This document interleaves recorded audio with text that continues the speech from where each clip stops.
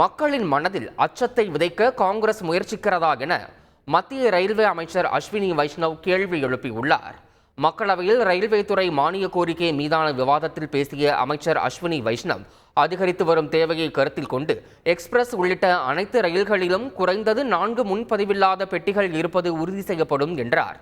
மேலும் ரயில் பாதுகாப்பு குறித்த எதிர்க்கட்சிகளின் குற்றச்சாட்டுக்கு பதிலளித்த அவர், தங்களது 58 ஆண்டுகால ஆட்சியில் 1 கிலோமீட்டர் தூரத்திற்கு தானியங்கி பாதுகாப்பு அமைப்பை ஏற்படுத்தாதது ஏன் என கேள்வி எழுப்பினார்.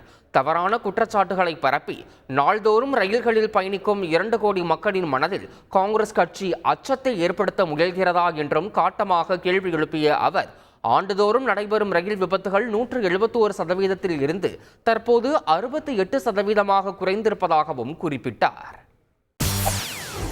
செய்திகளை உடனுக்குடன் தெரிந்து கொள்ள உடனே சப்ஸ்கிரைப் பண்ணுங்க.